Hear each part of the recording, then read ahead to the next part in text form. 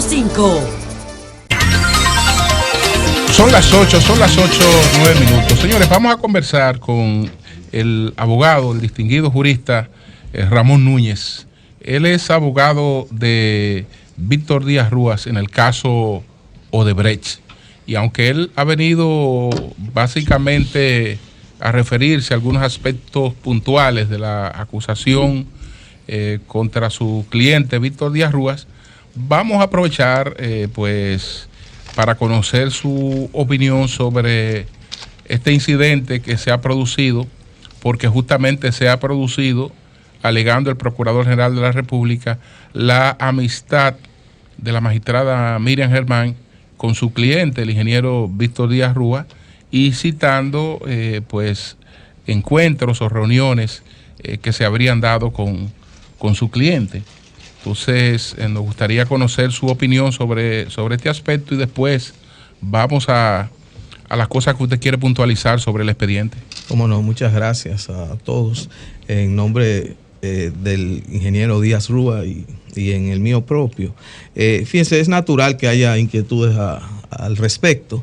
Y creo que si hay algo que ha generado consenso en todos los sectores, en la comunidad jurídica, pero también en la clase política, en diversos sectores de la sociedad, es el rechazo a este penoso espectáculo que se dio en el Consejo Nacional de la Magistratura. O sea que si lo que usted quiere saber, en mi opinión, yo no de ninguna manera puedo valorar como positivo ese comportamiento del señor Procurador General de la República. Entiendo también que es una muestra clara de unas conductas o unas prácticas que deben ser superadas en nuestro país. Ellas están vinculadas a algo que las personas llaman formas. En el derecho, las formas no son simples formalismos o cuestiones ornamentales o decorativas. Las formas son garantías, son técnicas para evitar la arbitrariedad, el abuso de poder. Por eso a veces se señala, pero que se es muy garantista. No, la garantía es para evitar el atropello. Dice un autor, todo Estado de Derecho contiene en sí misma un Estado policial. Entonces esa labor de contención la cumplen las formas. Y actuaciones de ese tipo en que se violan garantías no tienen otra consecuencia que su nulidad. ¿Por qué? Porque no existía en el derecho, en los derechos en los cuales no se respetaban las garantías, que había formas de convalidar, vamos como si estuviéramos grabando un comercial, entonces empezamos de nuevo. No. En este caso, la violación a las garantías son inconvalidables. La sanción es la nulidad. Eso es importante tenerlo en cuenta, porque eso está vinculado a una garantía fundamental que es la del debido proceso. Y eso me permite hacer referencia a lo que es mi oficio. Bueno. Yo estoy aquí como abogado defensor del ingeniero Víctor José Díaz Rúas, y ustedes le han dado seguimiento a este caso desde su inicio. Y yo estuve sentado en esta misma silla probablemente, y les contaba en aquel momento, les adelantaba que se trataba de una acusación muy débil. E incluso le hice referencia a lo que en aquel momento ni siquiera estaba en la acusación, sino que estaba en una solicitud de medida de coerción. Y lo que hemos visto es que la acusación, en vez de ser más fuerte que la medida de coerción, fue aún más débil. Que en vez de ser más precisa, fue más incoherente, más contradictoria. Y lo que ha ocurrido, el otro triste espectáculo que hemos tenido que ver, porque es una muestra de que no se superan las prácticas. Las mismas prácticas, las del debido proceso. No se ha logrado que los procesos judiciales se lleven respetando el debido proceso.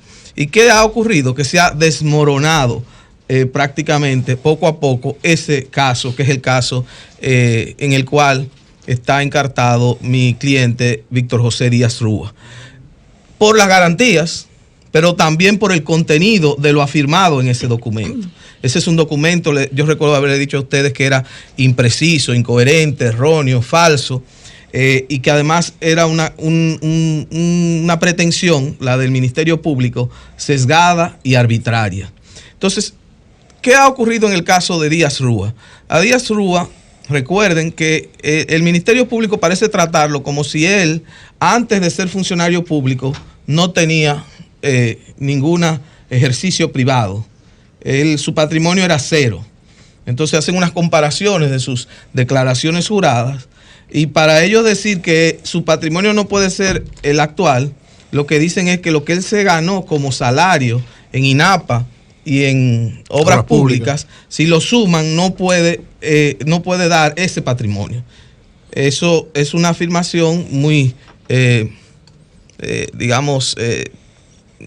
muy inocente del Ministerio Público, en el sentido de pretender o partir de la premisa de que una persona que llega a una función ministerial es una persona que no tiene una trayectoria. Díaz Rúa, nosotros mostramos en la audiencia preliminar obras en el sector privado antes de entrar a la función pública de más de 2.000 millones de pesos a través de su empresa Díaz Rúa y Asociados. Es un ingeniero meritorio del CODIA que, bueno, muchas de las obras emblemáticas de la ciudad, centros comerciales, en áreas de puerto, también han sido construidas por Díaz Rúa y Asociados. De modo que eso quedó muy claro de que Díaz Rúa no había llegado en chancletas a la función pública. Es más, nosotros señalamos que quizás debido a su éxito profesional y económico, yo creo que también los partidos políticos se acercan a las personas que tienen esos logros. Bueno, la cuestión esta de decir que las personas con sus salarios no pueden probar el patrimonio que tienen es común prácticamente para todos los que están encartados, porque él es lo mismo, ¿no? Esta gente ha ganado este sueldito o este sueldazo, usted lo suma y él no puede justificar el patrimonio, desconociendo en casi todos los casos la actividad empresarial de esas personas. Pero además, en el caso de su cliente, ellos, el expediente, no sé cómo lo ha logrado hasta ahí, pero por lo menos en la medida de coerción se hablaba de un pago hecho al abogado con Rapitaluga, que el Ministerio Público lo asocia como si fuera un pago hecho a Víctor Díaz Rúa, y entonces ubica a Conrad Pitaluga como una especie de testaferro de Díaz Rúa. Sí. En esa parte del expediente que se plantea. Ese fue otro de los temas que fue claramente dilucidado. Y bueno, en esta semana también empieza la defensa de Conrado Pitaluga, sí, a exponer. Creo que es hoy o mañana. Hoy mismo. Sí. Pero ese tema tiene que ver con la autopista del Coral. Y ahí la acusación también es débil y también está llena de falsedades. Por ejemplo, ¿qué señala la acusación? Dice que fue Víctor Díaz Rúa que adjudicó el consorcio, la autopista del Coral. ¿Y no fue Víctor? No, eso fue desde la época del ingeniero Miguel Vargas Maldonado, cuando estuvo al frente de la Secretaría de Estado de Obras Públicas, y eso fue una licitación. Y en esa licitación... O sea, no fue una adjudicación. Una adjudicación, pero tras una licitación, no fue de a dedo. Okay. Se llamó a concurso a varias empresas y Hormigones Moya fue la que resultó ganadora de esa licitación en 2002. Lo que ocurre después es que el modelo de contratación era un modelo que se llamaba, y hoy de nuevo está muy en boga, de obra alianza público-privada. Ajá. Había que salir a buscar el dinero para eso. Y en eso vino la crisis bancaria del 2003. Okay. De hecho, ellos firman un documento en el 2003, un mes antes de que el gobernador del Banco Central anunciara al país todo el tema de la crisis bancaria. Fue en mayo del 2003. Hubo incluso una ley en la época del presidente Mejía tendente a procurar esos fondos en el mercado internacional, autorizando para eso. Pero eso fue imposible. Qué bien, cuando llega Víctor Díaz Rúa a Obras Públicas, que primero pasó por INAPA, es decir, en el 2007, 5 años después, ya había 2 documentos firmados entre Hormigones Moya y Odebrecht. Víctor Díaz no era Hormigones Moya cedió a Odebrecht. No, cedió no. Llegaron a un acuerdo, un memorándum de entendimiento, porque ese es otro asunto. No fue que se sacó a Hormigones Moya. Hormigones Moya entró en el negocio con un negocio privado con Odebrecht. Y luego ellos, no solamente eso, hubo un adendum a ese memorándum de entendimiento entre Odebrecht y Hormigones Moya. Pero el problema no era que se contara con empresas prestas a construir. El problema, como casi todo con las obras públicas, era el del financiamiento. Y el Fondo Monetario Internacional y una firma de abogados inglesa muy reconocida, norteamericana, pero su despacho inglés, Julian Lockey, que son asesores del Ministerio de Hacienda, les recomendaron, le dijeron, eso, si lo hacen bajo ese esquema de alianza público-privada, en una época, 2007, donde ya la crisis no era la bancaria dominicana, sino la crisis global, de lo que empezó con Estados Unidos, etcétera, no es viable, sería muy costoso. Y le dice, búsquense, a obra pública que se busque una firma de abogados reconocidos para que busquen otra manera de otro modelo de contrato. Y el modelo de contrato que se va es al tradicional de obra pública.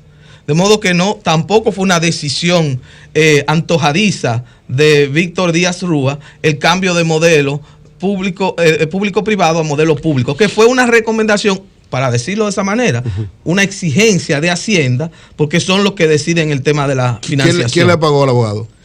Obviamente el consorcio. No, eso no le tuvo costo ni siquiera para el Estado Dominicano. ¿Y hay alguna prueba de asociación de negocio entre el abogado y Víctor? No, al contrario, ellos señalan, una de esas declaraciones llamadas delaciones premiadas, señalan que un señor, Marco Vasconcelos, dice eso. Y cuando uno la lee, esas delaciones que no tienen valor, pero el Ministerio Público tiene la osadía de ofertar esa declaración donde dice claramente, no me consta que el señor Díaz Rúa haya recibido dinero para eso, ni me lo ha pedido nunca. Señor Núñez, bueno, al principio del proceso, aquí vino el hijo de quien fue director de INAPA en el gobierno del PRD, el señor Rodríguez. Sí. Y él nos dijo, miren, es que están haciendo una acusación, ese depósito que se hizo en la cuenta de mi papá no es de tantos millones, es de 50,000 pesos, algo así. A mí eso me pareció increíble, pero es cierto, fue así. 100 millones de más, nada más. Después de eso, creo que el Ministerio Público retiró ese elemento de la acusación. Entonces, viendo eso como un hecho que se comprobó ante la opinión pública, ya después uno le escucha a usted y escucha a los abogados de prácticamente todos los acusados. Y nos encontramos con situaciones que dan hasta risa. Y tú dices, entonces, ¿por qué el Ministerio Público se involucraría en hacer una acusación tan seria con tan poca evidencia, o teniendo como evidencia una delación premiada que dice usted no tiene valor jurídico, y otras personas lo han dicho? Entonces, le pregunto, ¿por qué entienden ustedes que el Ministerio Público se embarcaría en esta empresa sin tener base prácticamente? Bueno, sería en el ámbito de la especulación. Yo tengo profundo respeto por el Ministerio Público. Y recuerde que a veces uno dice, bueno, a veces los expedientes débiles son adredes.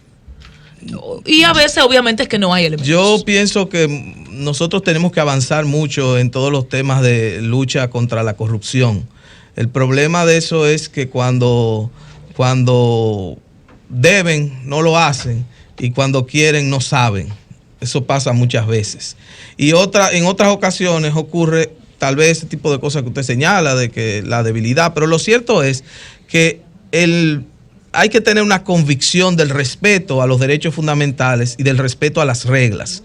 Y aquí lo que se ha visto es que parece que el Ministerio Público creyó que con un espectáculo visual contratado para que unas personas se vieran cuando eran arrestados, y con una rueda de prensa, y con declaraciones a la prensa, y con planteamientos muy fuertes, categóricos, no había que preocuparse por el control al que está al que están sujetos sus actuaciones. Control que no es nada más del Poder Judicial, sino de los propios abogados defensores.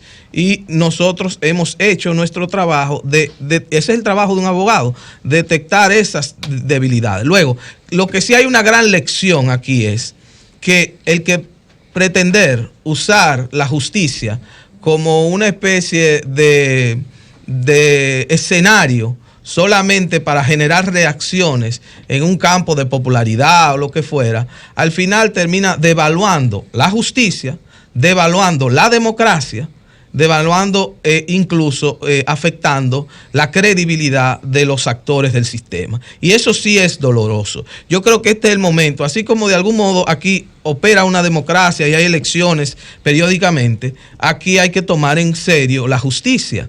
Y ese es uno de los grandes problemas que tenemos. No es posible que se pretenda que la justicia va a ser el culpable favorito de cuestiones que están ajenas a ella.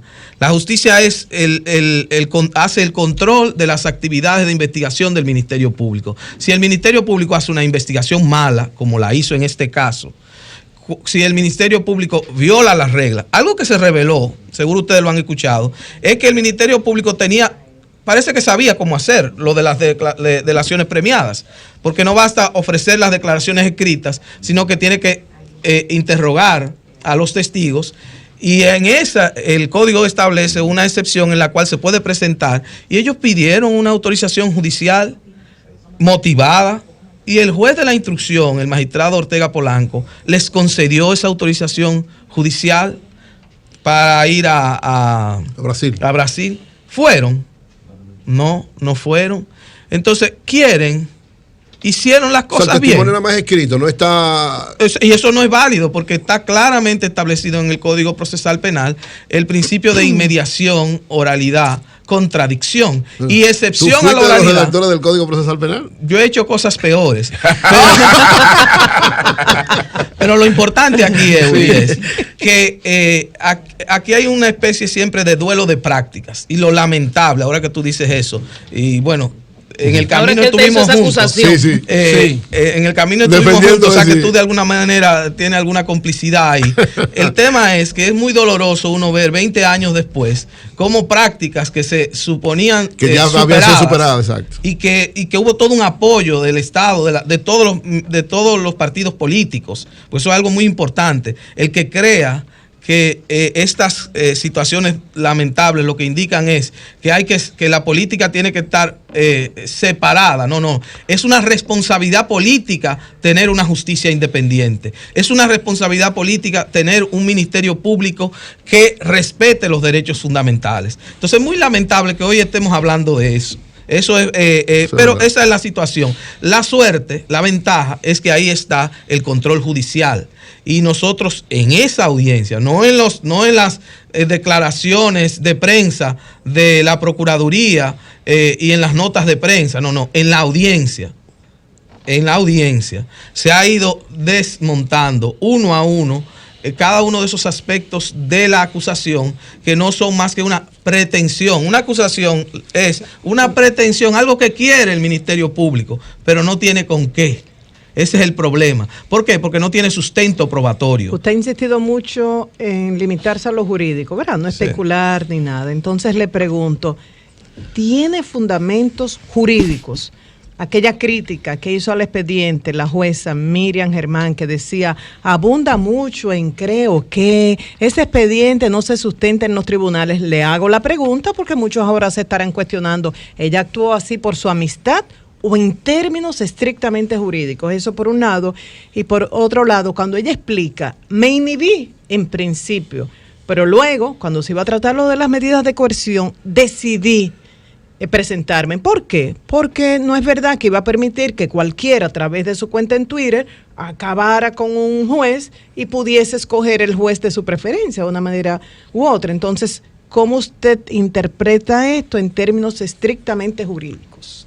Bueno, con relación al primer punto, yo creo que ahí la experiencia de la magistrada Miriam Germán en tantos casos que ha conocido, le permitió ver lo que venía en el futuro. Cuando uno lee la acusación, la medida de coerción, todo se sustentaba en que según fulano, según tal persona, y resulta que ninguna de esas personas son ofertadas después en la acusación. Uno pensaba, bueno, esa advertencia que le hace la magistrada Germán es para que ellos aprovechen su etapa de investigación, que incluso pidieron una prórroga para mejorar el producto de su trabajo, que es la acusación. Y resulta que en la acusación el documento es menos detallado que la solicitud de medida de coerción. Excluye personas, pero mantiene a otras respecto de obras, de las mismas obras. Entonces, es un documento en el cual el Ministerio Público parece que el poder... Un momentito, le voy a pedir un momentito breve.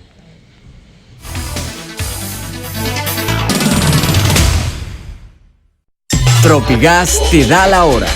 8:30 de la mañana. Tropigas, el gas de los dominicanos. Bien, señores, entonces ya estamos en la parte final. Usted decía que el poder... No, que el poder cuando no tiene límites, sí, entonces tiende a actuar de esa manera, a andar desbocado. Y eso es lo que se manifiesta no en este caso, sino en muchos casos. Con relación al otro aspecto que tenía que ver ya con una consideración acerca de si, en términos técnicos, yo no tengo ninguna constancia ni de que haya habido, por lo menos no fue a nosotros notificado ninguna inhibición, pero lo que sí es lamentable y es una realidad también documentada, estudiada, es el tema de cómo el espacio institucional de solución de conflictos, que son los tribunales, una construcción, un logro de la civilización, para que en vez de ir a la plaza pública y hacer un fusilamiento o atarlo a 4 caballos y hacer el desmembramiento en la plaza pública, entonces hay los tribunales para tomar esa decisión, en base a conocimiento, a comprobación y verificación. Resulta que con las redes sociales tenemos el fenómeno de justicia en 140 caracteres, ahora yo creo que son más. Son más 200. Eso me ha generado incluso algún desafecto en algún momento con una amiga muy querida del Ministerio Público, pero es la verdad. La justicia no puede caer en esa tentación de abandonar el respeto de las garantías para entrar en el espectáculo. ¿Con cuál amiga? ¿Con cuál amiga? En algún momento ya es un tema. Ya no está en el Ministerio Público. Sí, sí, está en el Ministerio Público. Bueno, pero la ex fiscal espera? Una amiga. No, bueno, sí, Jenny Berenice se sintió mal porque yo dije que estaba haciendo justicia en 140, no espectáculo, justicia en 140 caracteres. Sí. Bueno, pero eso es otra cosa. ¿A qué aspira usted? En términos jurídicos, no hay expediente. No hay expediente. Ahora, ¿qué pasa en términos políticos? Si llegado el momento, el juez Ortega dice, mire, todo este espectáculo que se hizo concluye en que no hay expediente. Entonces, un gasto de dinero y tiempo. Probablemente por razones políticas tenga que seguir habiendo expediente hasta que los jueces más adelante lo ventilen. Entonces, ¿qué espera usted que pase? Porque es difícil que esto se quede hasta ahí, hasta donde el juez Ortega, porque la repercusión política sería terrible si se le sale a este país en poco tiempo. Porque mire, señores, todo esto fue mucho bulto, como lo ha sido, sin sustento, pero no hay expediente. Lo primero es que no ha sido poco tiempo, ya esto lleva varios años, este proceso, que cualquiera lo ve como un dato sencillo, pero es que todas esas personas están siendo cuestionadas, sus familias tuvieron que ponerse un pantalón corto y vestirse, creo que de verde, y pasarse unos días y unas noches en una cárcel en Najayo, los encartados en este caso. O sea que el poder punitivo no es inofensivo. Es un ejercicio de violencia institucional que ya ellos lo han venido sufriendo, junto al escarnio social que implica cuando a una persona lo están señalando. En términos, lo que yo espero como abogado es precisamente que el control judicial opere adecuadamente. Fíjense cómo la sociedad ha apoyado, frente a lo que entiende y respeto a las garantías, ha apoyado fuertemente a la magistrada Miriam Germán. Eso es una señal de credibilidad de confianza en el respeto al Estado de Derecho. Un juez no debe dejar para después lo que puede, lo que tiene que hacer hoy. Y eso es lo que yo espero, porque eso es lo que va a confirmarnos a nosotros que tenemos un poder judicial que es una instancia paritaria de gobierno. Luego, en cuanto a los aspectos políticos, que usted empezaba su pregunta con relación a eso, ya el análisis, yo lo que haría realmente es sentarme en mi casa a escuchar a usted cuál es su reflexión acerca de cuáles son las consecuencias, etcétera, etcétera. Sí. Bueno, el que... Tú no te metes en lo político. No es que no me meto, sino que yo sé que de lo que yo más o menos... Exactamente. Señor Núñez, esto es una jurisdicción privilegiada. Dicen que eso es bueno y malo a la vez, porque tienes pocos escenarios para hacer valer lo que se considere la valoración tanto de la defensa como de la parte acusadora. Ahora, estamos en el punto en el cual los acusados argumentan su defensa. Terminado este episodio, jurídicamente, ¿cuál es el siguiente paso? Esta sentencia que emita el juez, cual sea, es inapelable. O sea, ¿cuál es el proceso judicial a seguir? Una audiencia preliminar conduce básicamente a dos escenarios. Estamos en el proceso preliminar. En la audiencia preliminar, exacto, claro. Luego que se presenta la acusación, entonces el juez de la instrucción convoca una audiencia preliminar. Esa audiencia preliminar puede concluir normalmente con un auto de apertura a juicio o con un auto de no al lugar. Lo que nosotros esperamos por el desarrollo de la audiencia, por el estudio que hemos hecho del caso, es que se dicte un auto de no al lugar.